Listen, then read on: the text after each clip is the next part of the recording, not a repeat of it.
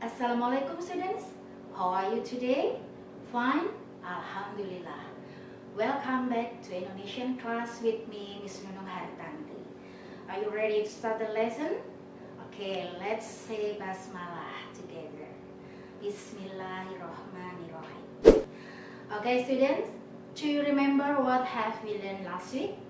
That's right. Last week we learned about main sentence, explanatory sentence, and main idea in a paragraph.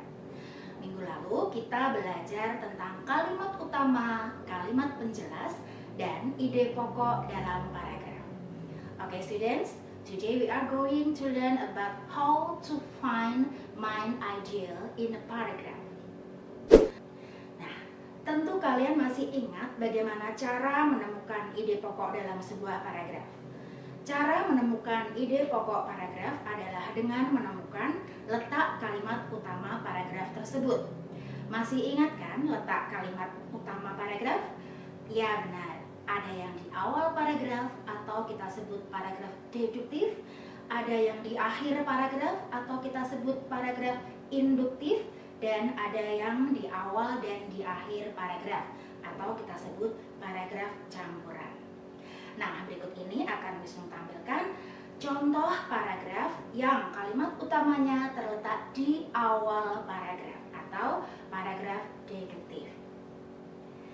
Ya, kecelakaan akibat mengantuk masih sering terjadi.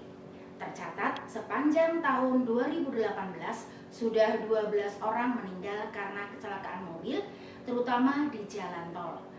Mengendarai mobil saat mengantuk bisa menyebabkan kecelakaan beruntun yang berakibat merugikan banyak orang. Insiden kecelakaan karena mengantuk ini bisa terjadi kapan saja, baik siang maupun malam. Nah, anak-anak, kita perhatikan kalimat contoh paragraf tadi.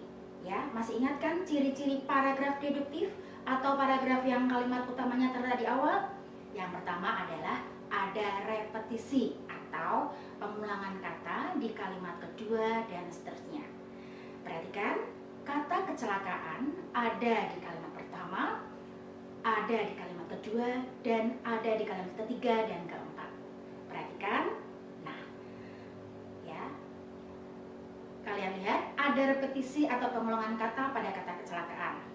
Ya, kata kecelakaan diulang di kalimat kedua, ketiga, dan keempat.